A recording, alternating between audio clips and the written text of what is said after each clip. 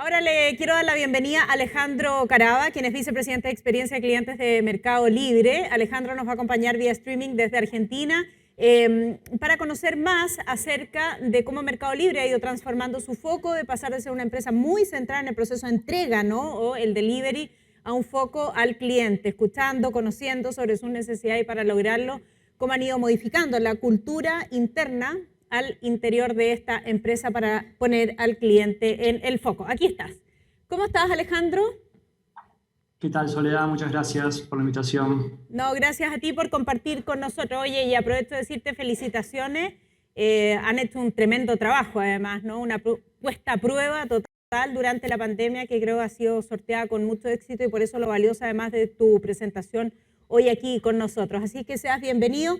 La audiencia te está escuchando tanto presencial como virtualmente. El escenario es tuyo. Gracias. Bueno, ante nada, muchísimas gracias por la invitación, por estar acá. Me encantó también ver algunas de las presentaciones anteriores y muchos conceptos que quizás voy a contar del camino que venimos construyendo en Mercado Libre para transformarnos en una organización más customer-centric. Pero antes, siempre que empiezo una presentación de estas, pregunto en la audiencia experiencias buenas y no tan buenas que tuvieron con Mercado Libre. Acá creo que estamos un poco más cortos de tiempo y virtualmente no es tan cómodo hacerlo, pero sí los invito a los que quieran, que hayan tenido experiencias muy buenas o muy malas también, a compartírmelas. Ahí les dejo mi mail, lo van a tener al final también de la presentación, para aprender de todo esto y seguir mejorando. Así que mi idea es contarles un poco el camino que venimos siguiendo en CX y en Mercado Libre hacia una compañía más customer-centric. Y voy a comenzar contándoles la estructura organizacional, que sé que no tiene nada que ver con realmente el camino, pero quiero explicar por qué lo cuento y algo que va a tener sentido en el resto de la presentación. Hoy yo reporto al COO de Mercado Libre, que es Daniel Rabinovich, y tengo básicamente dos grandes responsabilidades a cargo. Una es la atención al cliente, lo que llamamos Customer Service, que estructuralmente está dividida entre hispanos y Brasil por el idioma, pero básicamente es atender todos los tipos de casos de uso que podemos tener dentro de nuestro ecosistema. Y por otro lado, llevo la gestión de experiencia, que tiene que ver con los analytics, la mejora continua, la excelencia operacional y cómo seguimos mejorando nuestros productos de cara a nuestros clientes. Estas dos partes de mi rol, yo las veo y realmente el Mercado Libre las ve como parte de un mismo proceso. Y acá tengo un poco de suerte de alguna forma, porque no es que tengo una compañía que tenga tiendas físicas o 1000 canales de comunicación. Entonces, de alguna forma, tengo toda esa parte de atención como parte del mismo proceso de gestión de la experiencia. Y creo que están súper vinculados, y todo lo que voy a contar, la vinculación de la atención como un punto del diseño de experiencia y el diseño de experiencia y de atención conjuntamente es fundamental, ¿no? Así que como varios dijeron en la mañana, todo esto comienza con una transformación cultural. Creo que cualquier intento de mejorar nuestro foco en experiencia, nuestra lealtad, es una transformación cultural. Y hace un par de años pusimos esa transformación cultural, perdón, la pusimos en palabras. Fue un ejercicio muy lindo en el cual participaron más de 500 personas, en el cual tratamos de entender por qué hacemos lo que hacemos, qué nos inspira de alguna forma. Y quiero contarles un poco más sobre este propósito que escribimos y cómo lo traducimos en acciones, ¿no? Nuestro propósito es inspirar confianza en nuestros usuarios, generando experiencias extraordinarias. ¿Qué significa extraordinarias? Básicamente superar las expectativas del usuario. Y esto es, cada vez que un usuario se contacta con nosotros y tiene algún problema y queremos ayudarlo a resolverlo, superando la expectativa que tenía, sea que la expectativa fue creada por nosotros mismos o no. Muchas veces la expectativa fue creada por otras compañías, por otras aplicaciones, por el entorno mismo, por la historia, y queremos superar esas expectativas, porque es la única manera realmente de que el usuario sea justamente más leal, como comentaban en la charla anterior. ¿Cómo lo traducimos también en acciones? Conectar emocionalmente con el usuario, lo que hablaban también antes de la empatía, ¿no? Creo que una manera de superar las expectativas, y quizás la manera de superar las expectativas, es empatizar con el usuario, es entender que cada caso es un caso único en algún punto, y que por más que tengamos una forma de resolverlo, tenemos que entender la situación del usuario, el contexto, lo que le viene pasando, lo que busca, su expectativa, y ahí recién poder resolverlo. Y otro tercer punto, que es aprender las experiencias del usuario y ser su voz dentro de Mercado Libre. Y ahí creo que es un poco más el rol que tenemos como área, más que como compañía. Y tiene que ver con esto de ir adaptando nuestros productos, nuestros servicios. Un poco, también se comentaba en la charla anterior, que me encantó, desde afuera hacia adentro, de alguna forma evolucionar en función de lo que nos dice el usuario. Y acá les quiero dar un ejemplo, que es un producto que salió hace no mucho en Brasil, que se llama préstamo como porcentaje de ventas. Lo que veíamos era que cuando algún microemprendedor tomaba un crédito, en algunos meses, imagínense un microemprendedor muy pequeño que está tratando de invertir en su negocio, que vende milio cocido en la playa, o sea, muy, muy microemprendedor, y tomaba ese crédito y los meses que tenía menos ventas, que por estacionalidad quizás tenía menos venta, le costaba pagarlo, se comunicaba con nosotros, decía que iba a pagar tarde, estaba un poco descontento, y gracias al trabajo entre el equipo de atención al cliente y el equipo de producto de créditos, diseñamos este producto en el cual le prestamos dinero a un microemprendedor y él nos devuelve, por ejemplo, el 20% de sus ventas. Entonces, eso alinea mucho mejor su experiencia de uso, digamos, y en un mes malo devuelve menos dinero, en un mes bueno devuelve buen dinero, y esto parte no de mejorar lo existente, sino de tratar de entender qué es lo que necesitan nuestros usuarios y hacerlo mejor para ellos, ¿no? Entonces, bueno, pusimos todo este camino en palabras, este propósito, y cuando empezamos a tratar de entender, bueno, por dónde arrancamos, nos encontramos con algo durísimo en el año 2019, que fue básicamente que los usuarios no se podían contactar con nosotros. O sea, cuando alguien le preguntaba a cualquiera, a un amigo, a un familiar o a cualquier usuario, lo primero que surgía, y ahí hay algunas entradas de Twitter, si entran a Twitter lo van a ver seguramente, era que era imposible hablar con nosotros. Y era bastante llamativo, en nuestro punto de vista, porque teníamos más de 1 millón de casos por mes, o aún más todavía, pero la percepción era esta.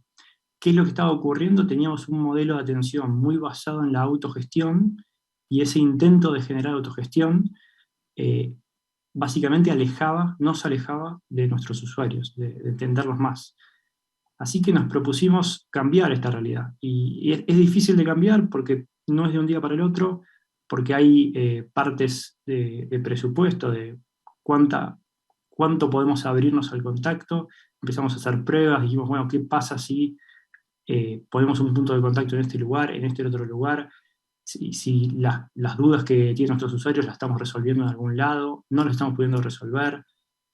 Y después de probar un poco y empezar a trabajar en esto, voy a hacer ahí fast forward 2 años o 3 años, y llegamos a este lugar que es, si ven del lado izquierdo de hecho, de la pantalla, a izquierdo realmente, lo que ven es un punto de contacto súper abierto que empezamos a rolloutear en distintos países, primero en Mercado Pago, después en Mercado Libre, ahora les cuento de los dos, que parece algo muy sencillo, pero costó muchísimo entender cómo hacerlo lo más amigable al usuario.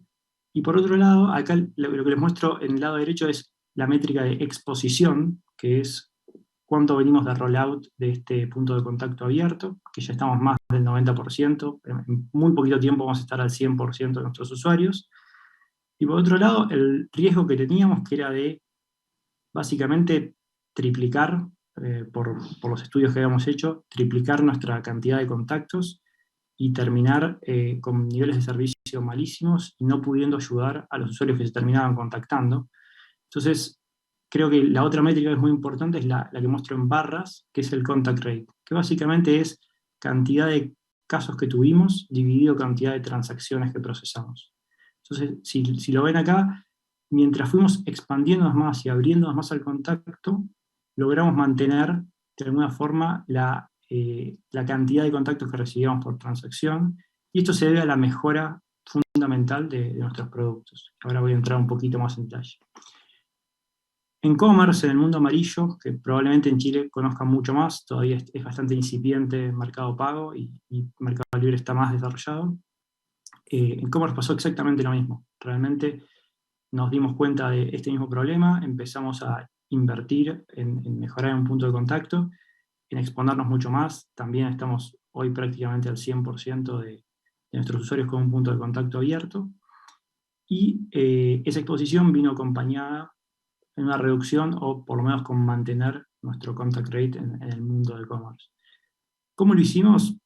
Hicimos miles de cosas para entender las dudas que tenía el usuario y en dónde realmente hacía falta un contacto en el que podíamos agregar valor, que podíamos empatizar, y en donde realmente lo que hacía falta era información en el lugar correcto, en el momento correcto, ¿no?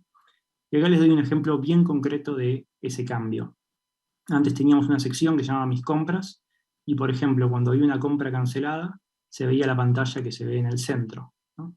Que no está necesariamente mal, pero que generaba que muchos usuarios se contactaran con nosotros y nos preguntaran en qué tarjeta voy a ver mi devolución, o cuánta plata es, o cuándo voy a ver la devolución, qué pasa si no la veo.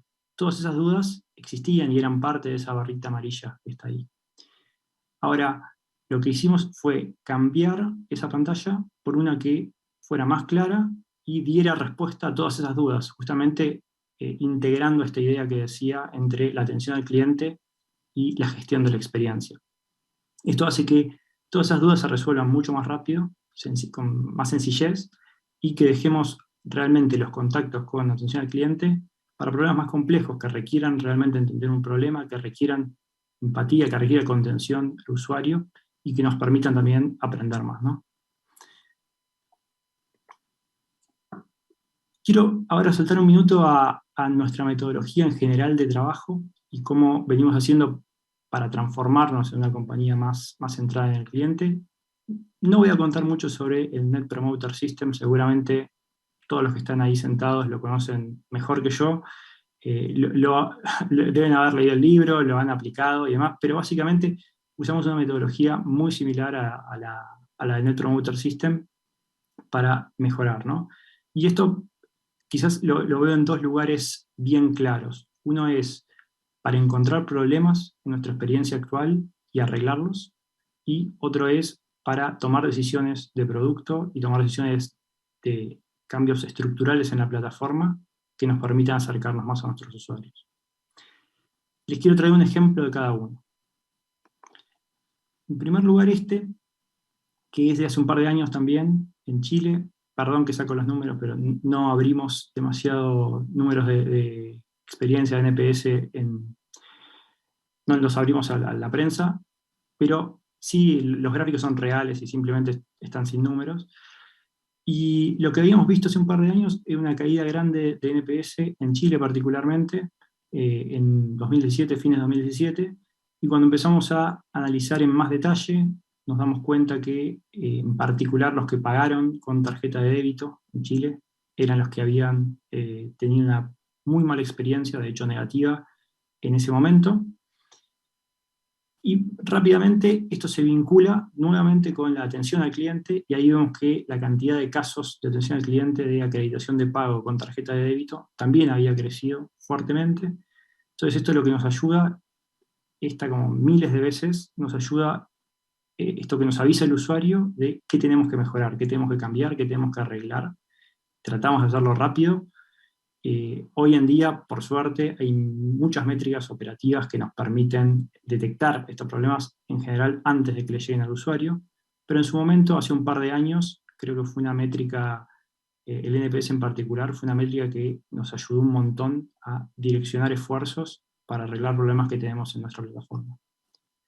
Y por otro lado, en temas más estructurales, ahí está, en 2018, este es un caso interesante. Creo que la mayoría debe haber comprado alguna vez en Mercado Libre, pero igual comento. Los vendedores tienen algo que llamamos reputación, que básicamente es algo que el comprador puede ver para decidir a qué vendedor comprarle.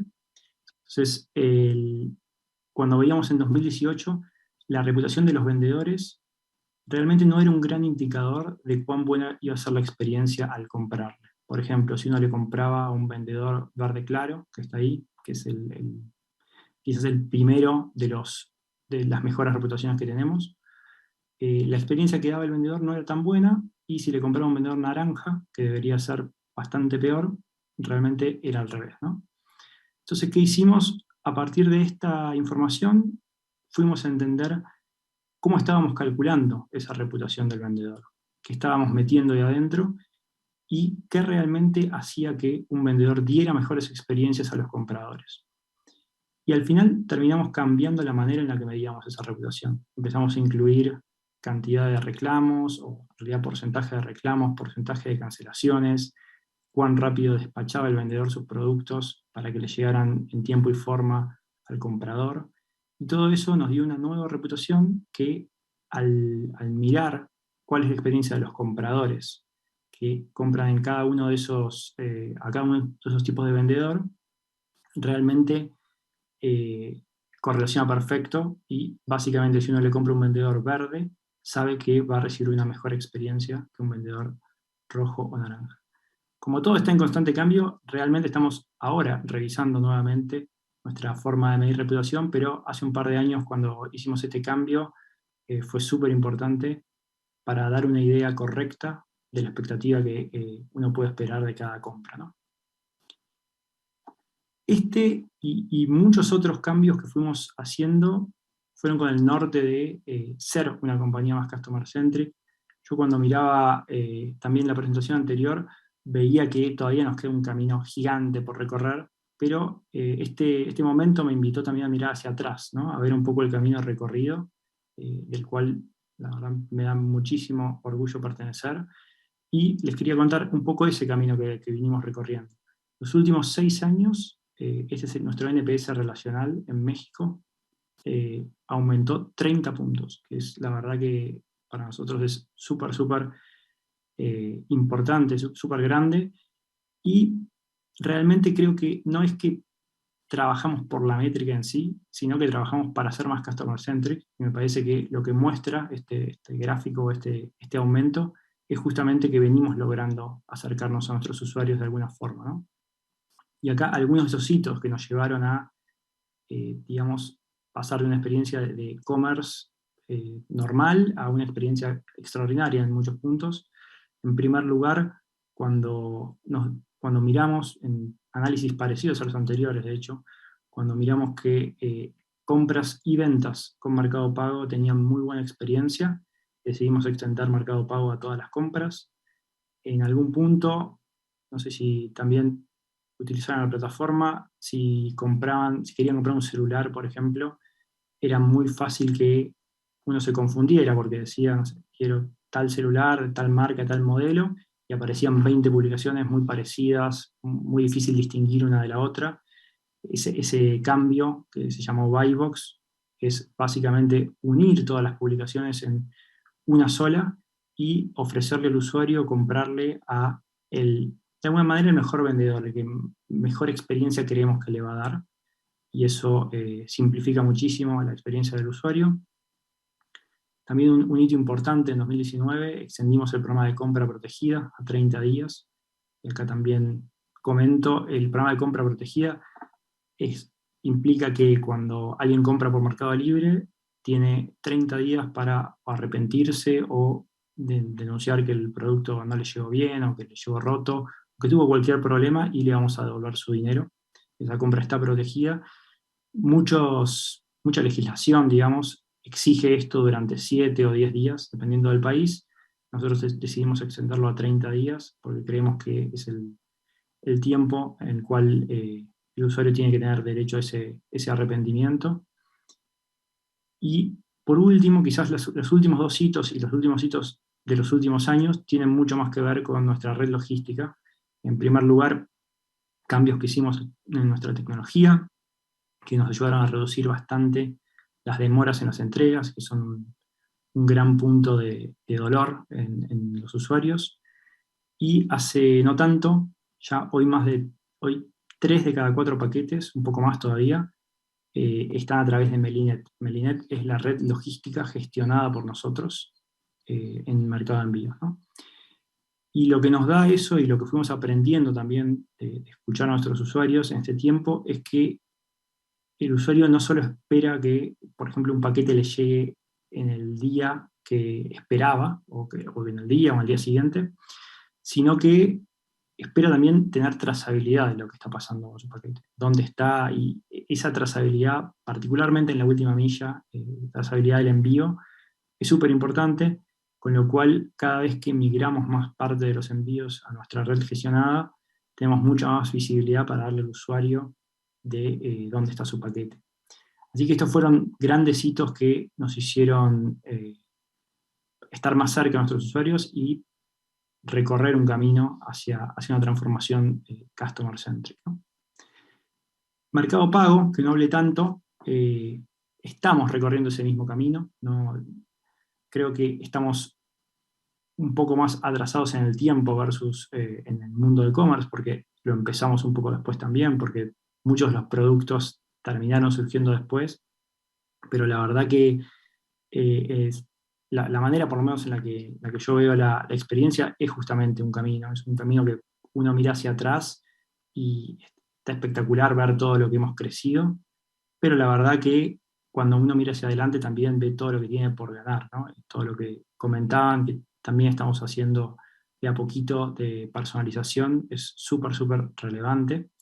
Y en Mercado Pago, particularmente, creo que venimos... Perdón.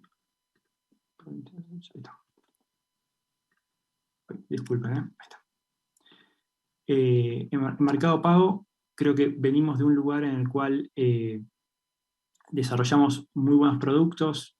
Quizás el ecosistema más completo está en Brasil hoy, en el cual tenemos, no sé, compra de criptomonedas, créditos, pago de servicios, pago de transporte, cobros con QR, con Point. Realmente un conjunto de productos muy buenos en sí, pero creo que todavía nos falta, tenemos como desafío el armar una excelente experiencia para un individuo, una experiencia de cuenta, de alguna forma, que es creo lo que tenemos que trabajar por lo menos los próximos años seguro. Y eso es lo que nos va a permitir al final democratizar los pagos, democratizar el acceso a los servicios financieros en América Latina, que es lo que buscamos realmente lograr, ¿no? Creo que a través de una experiencia extraordinaria vamos a poder ser esa plataforma democratizadora que buscamos ser. Así que creo que con esto cerramos, no mucho más. Muchísimas gracias por la invitación y ahora le doy la palabra a Soledad para el bloque de preguntas, ¿no? Claro que sí, Alejandro, muchísimas gracias. Este aplauso es para ti, de quienes se encuentran presencialmente con nosotros. Mauricio, por favor, si es que me acompaña, vamos a hacerle una pregunta a cada uno, porque la verdad es que queremos ir ganando un poquito más de tiempo y nos hemos demorado un poco en nuestro seminario. Pero por favor, Mauricio toma asiento, y aquellos que quieran enviar su pregunta a través del streaming saben cómo hacerlo en nuestra plataforma y en el layout que aparece ahí. Bien, Alejandro, te preguntan lo siguiente. Aileen Rosso.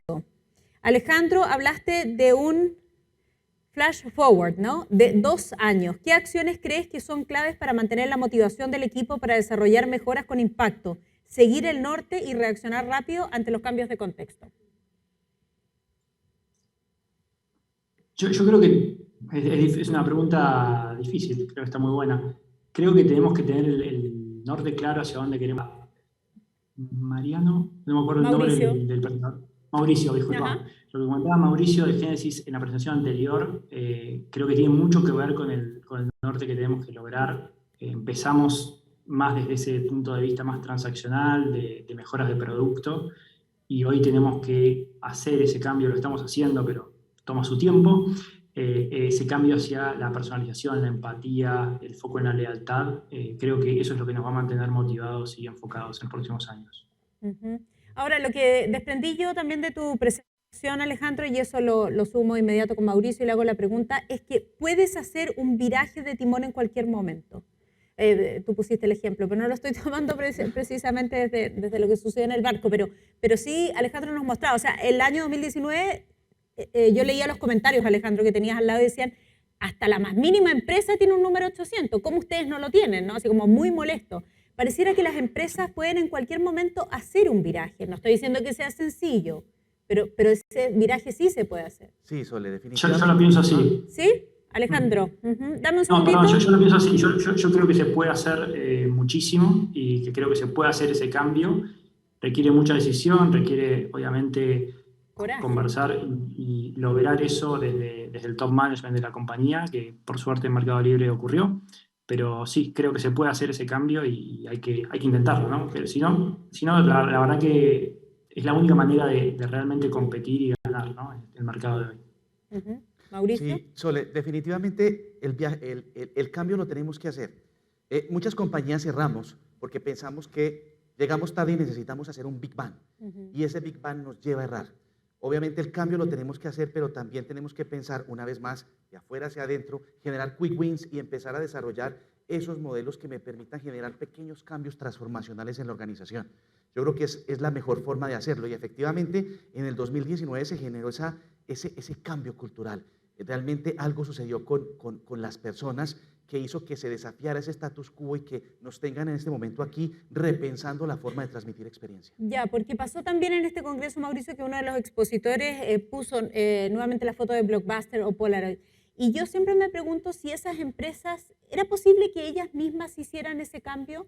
Que ya no aparecieran más en esa foto y que a lo mejor fueran el ejemplo como del futuro Netflix o de haberse ellos mismos hecho la transformación digital para llegar ahí. ¿O es difícil establecer eso? No, digamos que todas las compañías cuando están en ese proceso de transformación o tienen la posibilidad de hacer ese paso transformacional, pues tienen la decisión en sus manos, o lo hacen o no lo hacen. Muchas de ellas se quedaron en el producto, se quedaron en la operación y se quedaron en los típicos mensajes de así lo llevo haciendo 10, 20 o 30 años, ¿por qué lo voy a cambiar? O es muy costoso cambiar, o la legislación me lleva hacia allí y el que no quiera que se vaya. Y todas esas compañías que utilizaron esas bases ya no están. Las compañías que ahora denominamos icónicas son compañías que parten de esa cultura de escuchar al cliente, de retroalimentarse completamente y de tener como principal, digamos, capital accionable el cliente individual. Ya, como que giraron, Alejandro, el negocio, y con esto cierro contigo, como que lo giraron en la visión, ¿no? Como que lo dieron vuelta, lo miraron efectivamente desde otro punto de vista, como yo creo que lo hizo Mercado Libre, porque si no ustedes no estarían donde están ahora. Totalmente, sí. Creo que de la pregunta anterior, para mí este es el ejemplo de Netflix y Blockbuster, ¿no? Ninguna de las dos era una empresa particularmente digital y una logró hacer esta transformación y otra creo que no lo hizo. Y de Mercado Libre, sin duda, creo que durante varios años estuvimos preparándonos de alguna forma para el momento de crecimiento que fue la pandemia, ¿no? Que eso realmente nos trajo un montón de demanda y algo que quizás era inesperado de alguna forma, pero por el buen trabajo que habíamos hecho los últimos años en enfocarnos en el usuario y realmente lograr niveles de experiencia interesantes, creo que nos agarró de alguna forma bien parados, ¿no? Bien preparados para aprovechar ese momento. Buenísimo, les quiero agradecer, Mauricio, muchísimas gracias por estar presencialmente con nosotros. Alejandro, gracias también a ti, que disfrutes del fin de semana. Me imagino que estás en Buenos Aires, ¿no? En Argentina. Perdón, muchas gracias. Así es. ¿Sí? Muchas gracias por la invitación. Muchas gracias a ambos. Un aplauso para ellos. Les agradecemos a ambos speakers por haber compartido con nosotros su experiencia. Bien.